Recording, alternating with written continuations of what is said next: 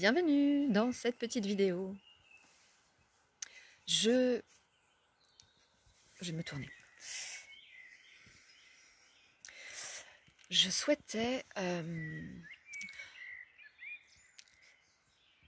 parler un petit peu dans cet espace qui s'ouvre présentement. Voilà, d'une guidance que j'ai reçue très récemment lors d'un exercice de breathwork.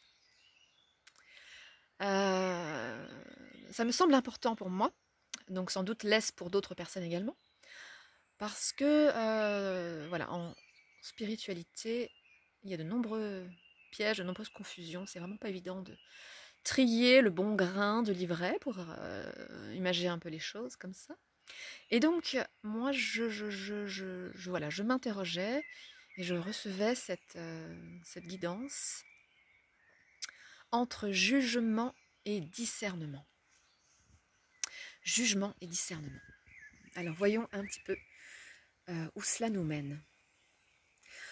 L'impression que j'ai, qui est la mienne, c'est que souvent, en tout cas moi ça m'est arrivé souvent, de tomber sur des personnes qui me disaient ou qui faisaient ou qui disaient, pas forcément à moi,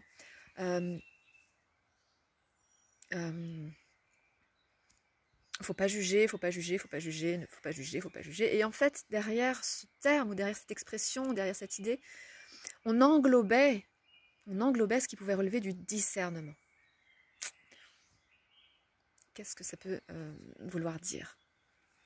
Pour moi, le discernement, c'est une capacité qu'a une personne, qu'on a tous, à pouvoir discerner à l'intérieur de nous quelque chose qui va être bon pour nous ou mauvais pour nous. Bon pour nous ou mauvais pour nous. Il y a quelque chose de très subjectif dans le discernement parce que tout est toujours subjectif. Donc là, on conscientise que c'est subjectif, c'est bon pour nous, mauvais pour nous. Et ça relève vraiment de quelque chose de très intime et qui ne souffre ou ne devrait souffrir d'aucune comparaison ou d'aucune justification. C'est un ressenti, c'est notre propre sagesse, notre propre boussole intérieure qui nous donne un signal positif, feu vert, négatif, feu rouge, et à chacun d'ajuster sa conduite en fonction de ces signaux perçus, qui sont donc le discernement à l'ouvrage.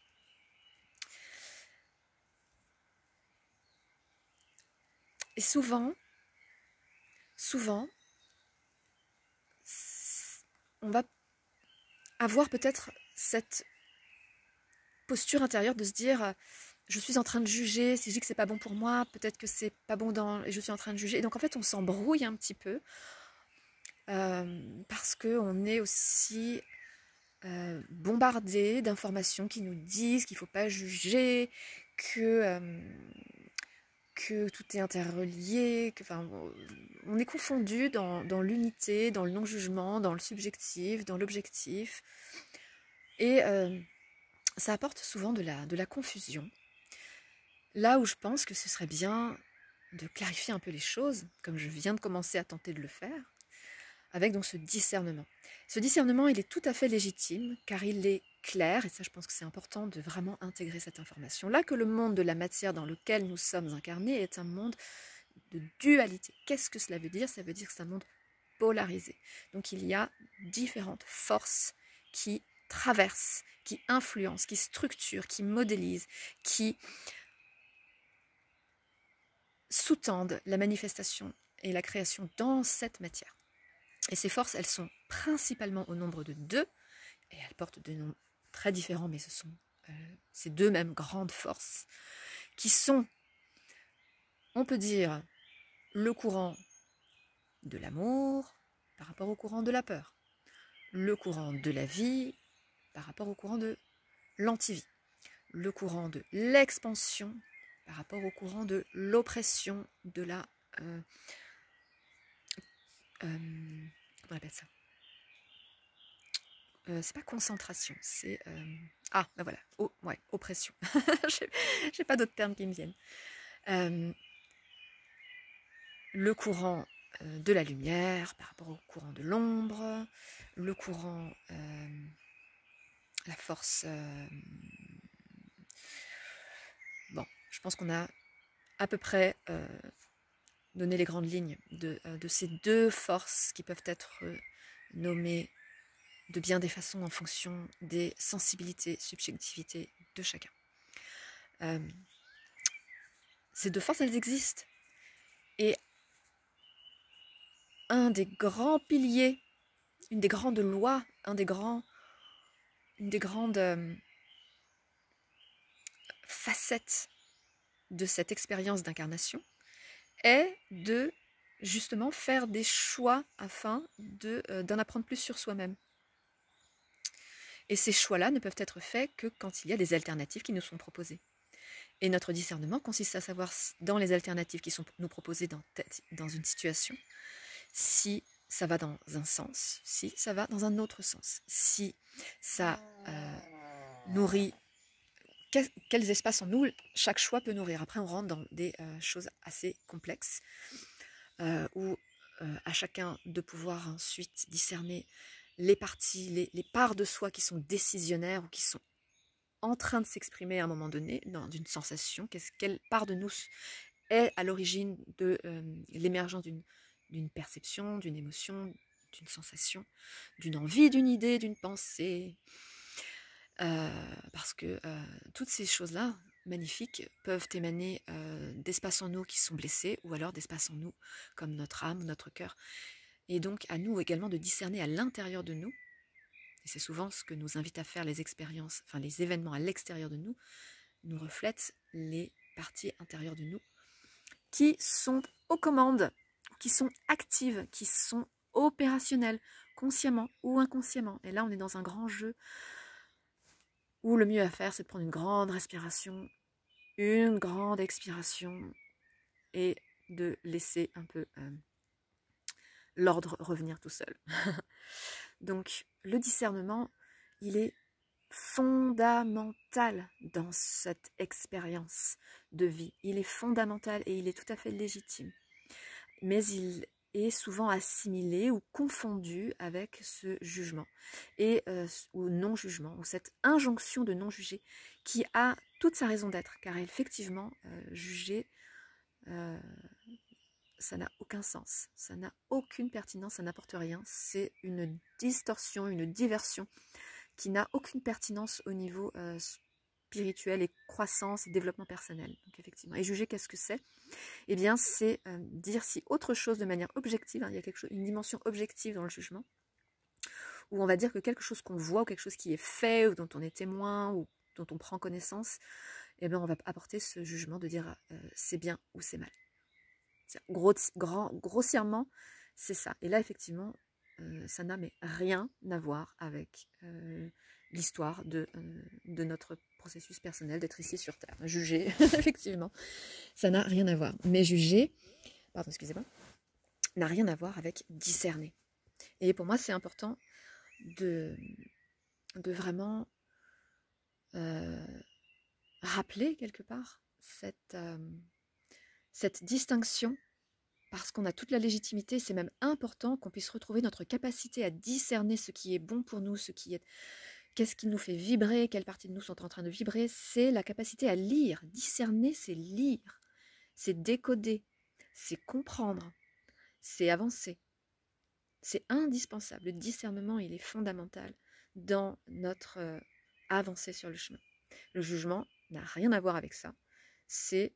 Mais ça n'a, tellement rien à voir qu'effectivement, il s'agit vraiment d'autre chose. Juger.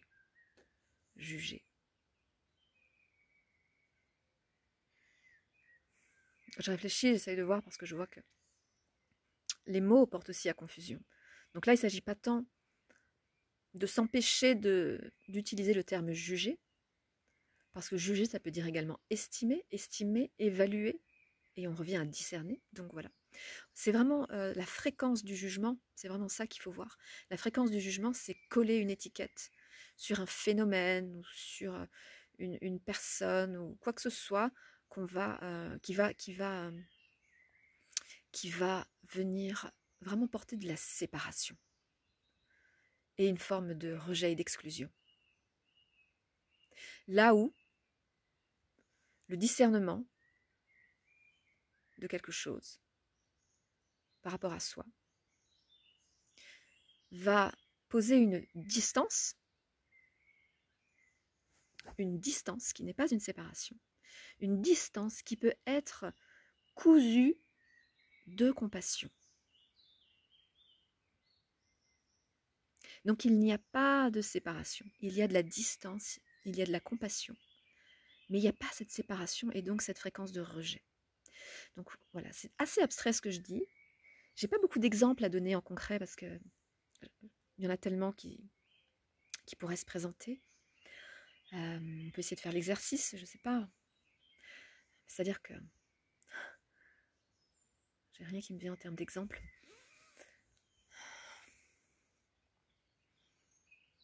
Mais ça peut être un exercice à faire justement.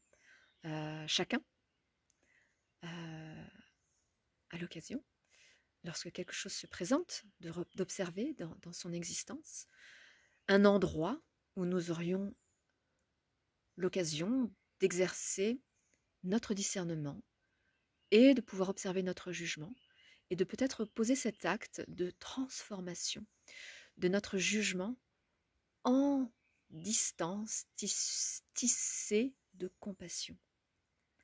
Il y a une phrase que j'aime beaucoup, je ne sais plus de qui elle est, je pense qu'en la googlisant on peut vite retrouver, si encore j'arrive à la formuler à peu près correctement, qui dit « Si on connaissait l'histoire de chaque personne qu'on juge de manière négative, il n'y a personne sur cette terre que nous ne serions pas en mesure d'aimer. » Ça dit à peu près ça. Je pense que je l'ai un petit peu reformulé, mais ça dit à peu près ça. Et ça, je pense que c'est vrai. Je pense que c'est vrai dans la mesure où nous sommes des êtres de compassion et que cette compassion, et là on entre sur un autre sujet, mais je vais quand même ouvrir cette petite porte, si vous me le permettez. La compassion qui est donc pour moi fondamentale et un constituant de l'être humain, cette compassion a tendance à être abusée et à être exploitée afin de nous empêcher de voir ce qui nous est nocif. On a conditionné pas mal de choses, pas mal de croyances, afin de nous incapaciter à considérer la possibilité qu'un certain degré de noirceur ou de méchanceté puisse exister dans le monde. Et cette compassion, elle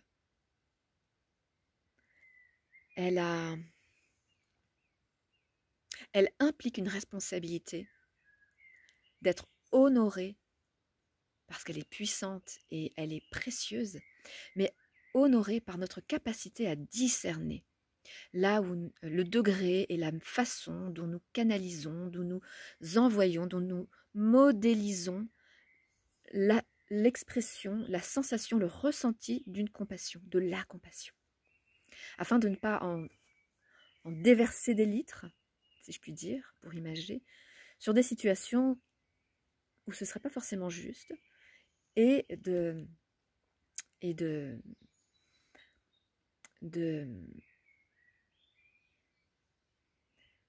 d'en manquer, justement, là